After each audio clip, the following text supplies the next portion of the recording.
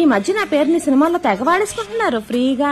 ఇంకా పాయింట్ కొద్దాం. కొత్త సబ్స్క్రైబర్ ఎవరో నా కప్పు గురించి అడిగారనమాట. ఎలా వేసుకుంటారో ఒకసారి చూపించండి అనేసి. ఇదిగో నేనైతే మంచిగా నూనె రాసుకున్నాను. ఇంకా నూనె ఇలా పిండితే కారిపోయేలాగా ఉందనమాట జుట్టు.